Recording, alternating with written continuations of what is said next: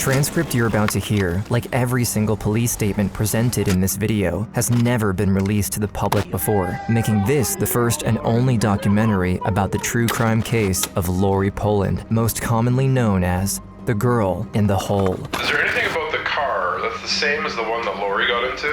The black thing? What about the black thing? I don't know. It's ugly and he took her pants off in front of everyone.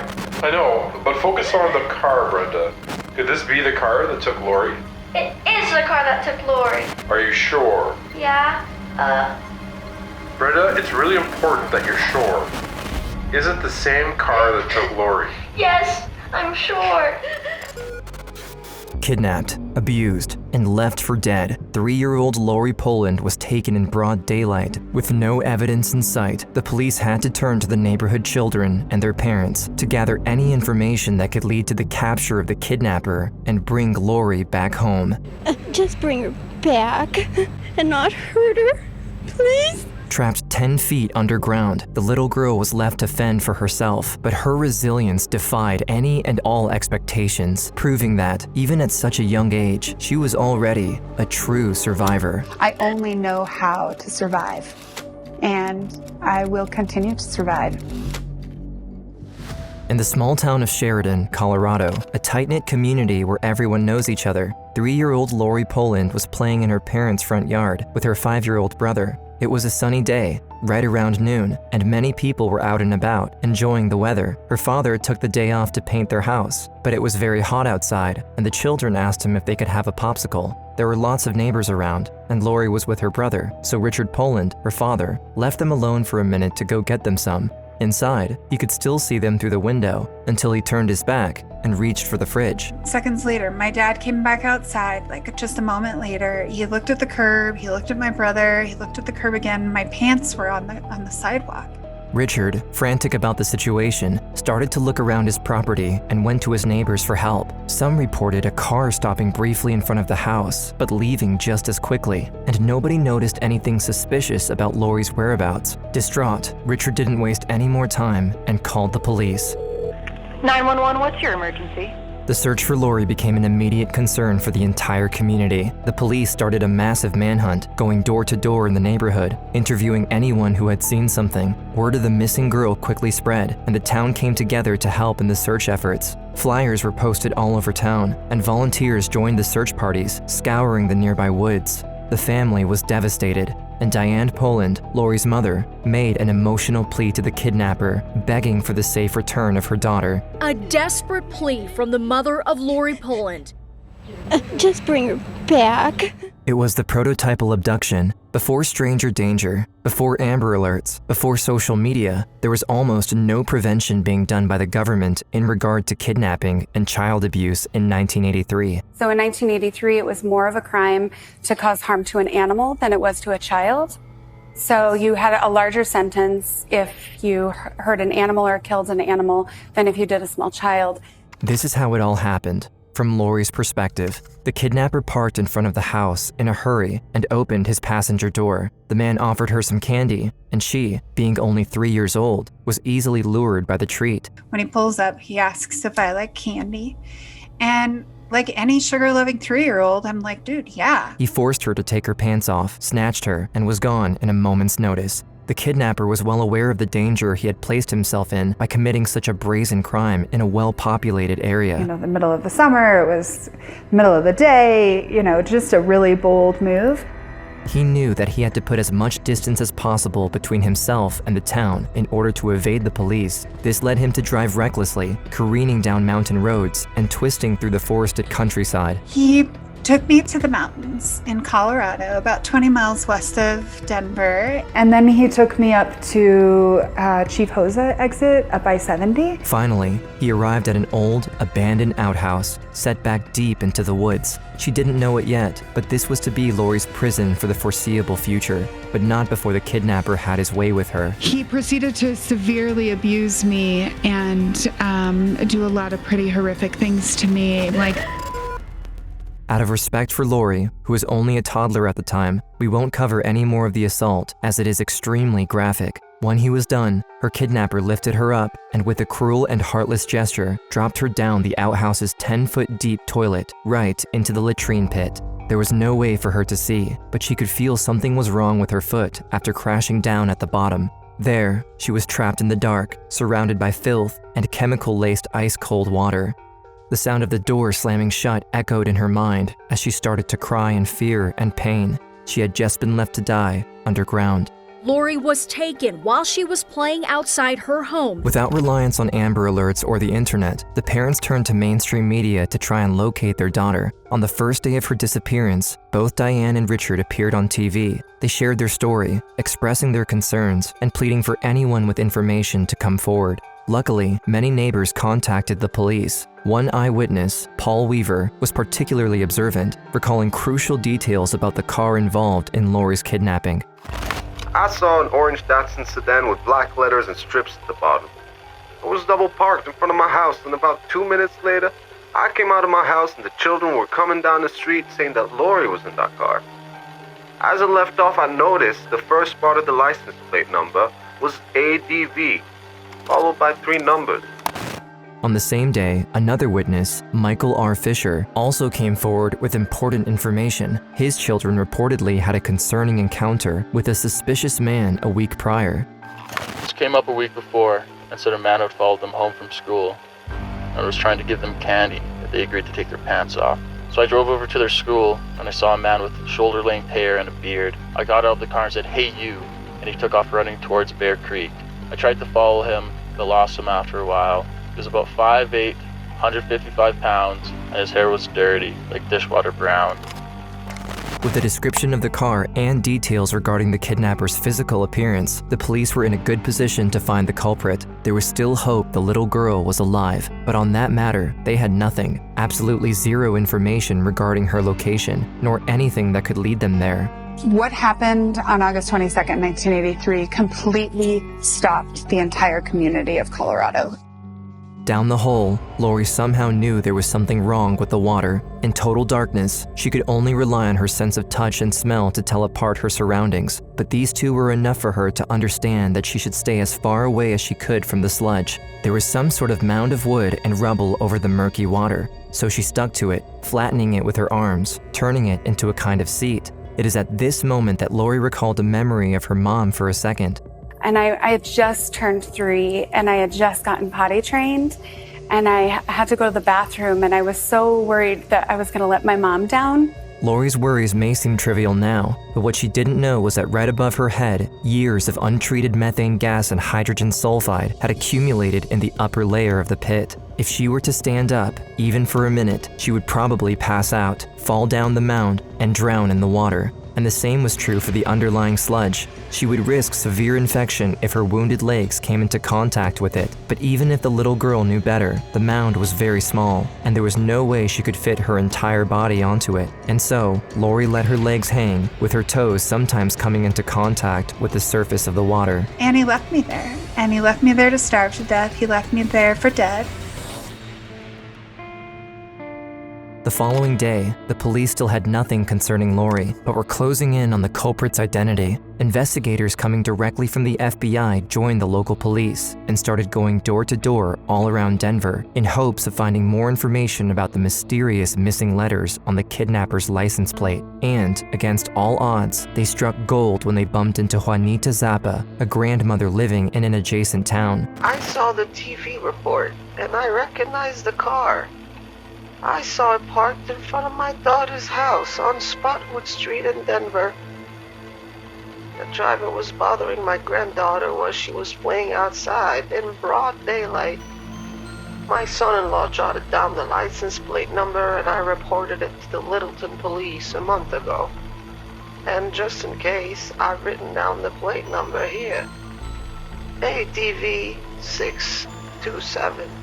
And right there, they had a match. After running the plate, they associated it with Robert Paul Thurrott, a local golf club groundskeeper with no criminal record. They tried to get to him, but the man wasn't home at the time, and the police had no time to waste, so they went for the closest relative they could get their hands on, his mother.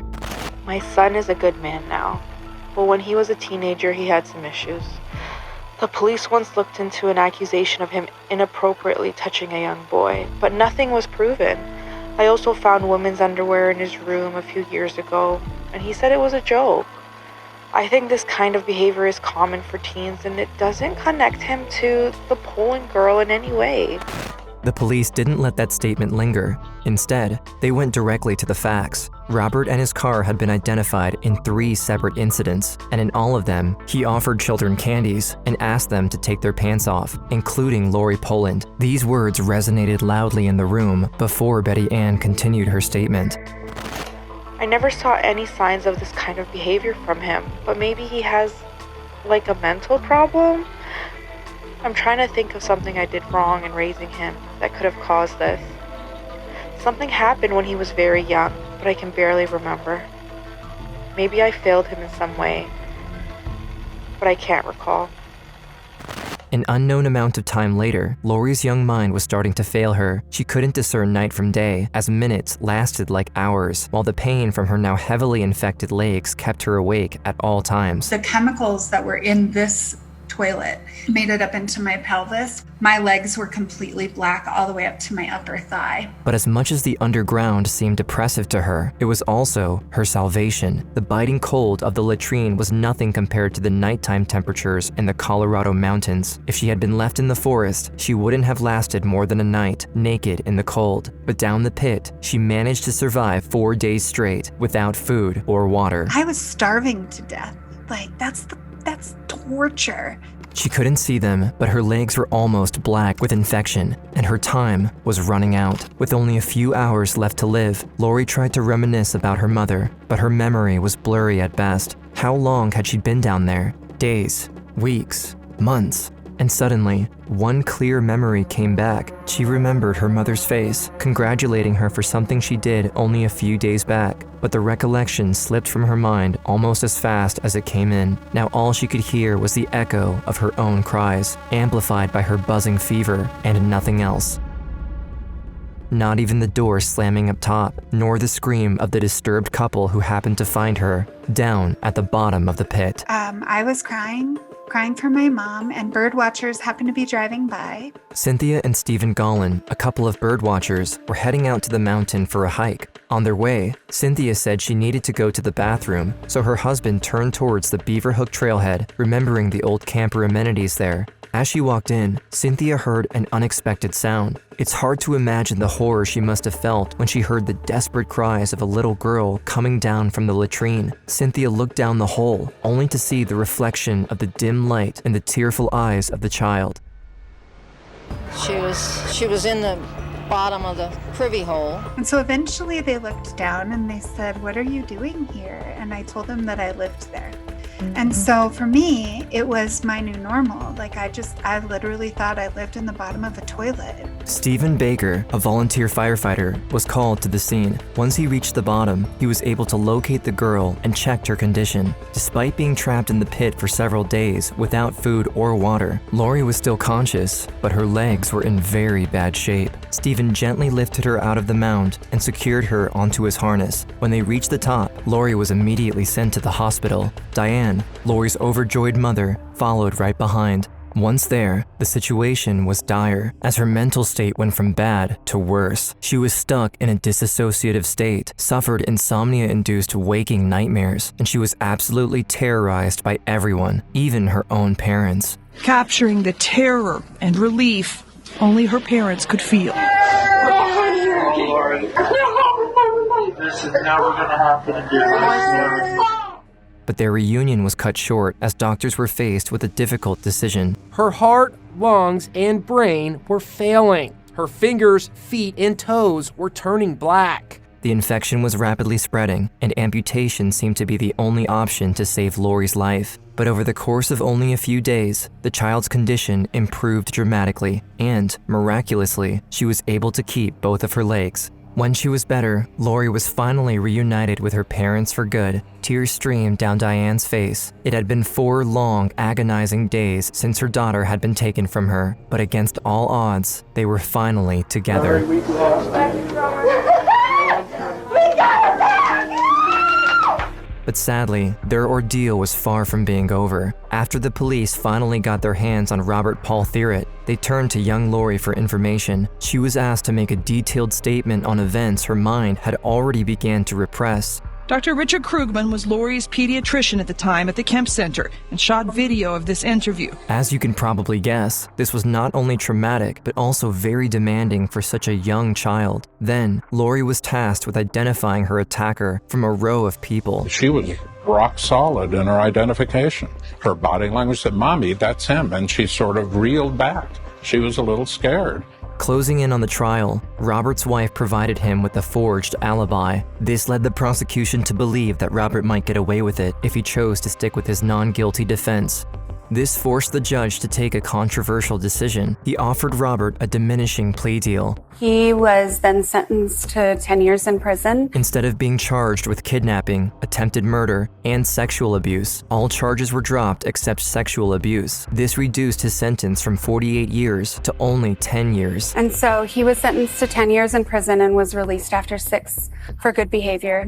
The public was outraged by the reduced sentence, since the impact of these events on Lori's life had been long-lasting and profound. She experienced a range of psychological and emotional problems, such as depression, anxiety, and PTSD. She also struggled with trust issues and self-esteem problems as she grew up, but proper support and care, like counseling and therapy, helped her cope with the trauma and heal from the abuse in the long run. And now that she's an adult, Lori sees it from a completely different perspective. Do you feel like justice was served? For me, it's not really about justice. It's more about being impactful. And every day I wake up and I just try and be impactful and try and be good in the world and prevent people from growing up and causing harm.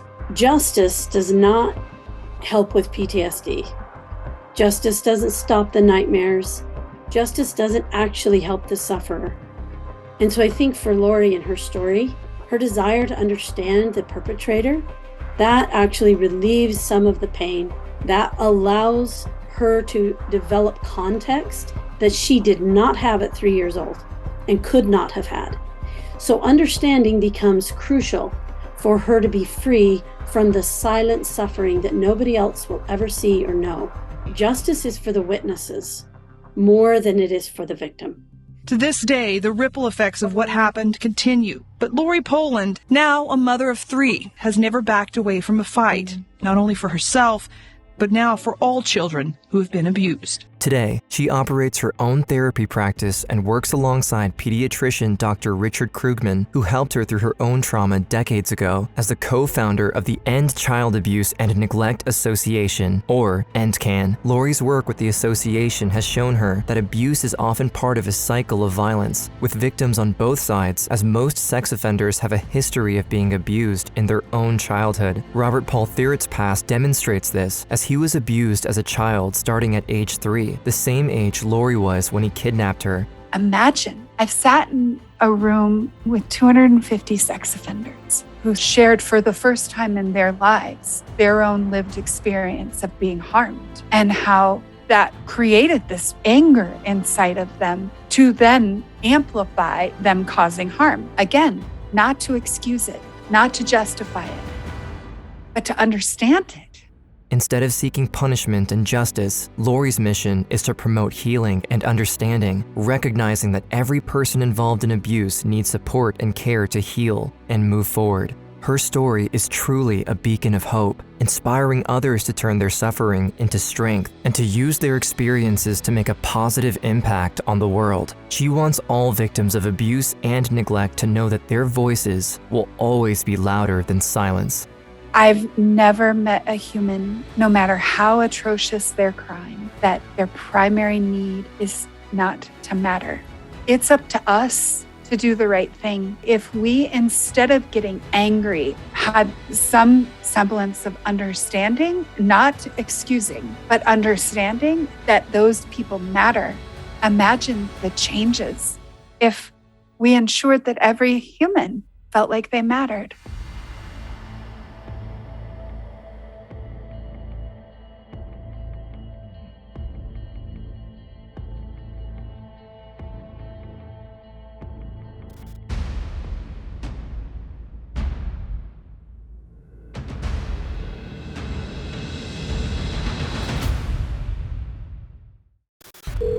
911, what is your emergency? On the night of February 19th, 1997, the 911 operator for the small town of Sulphur Springs, Florida, received the most disturbing phone call. The anonymous caller claimed he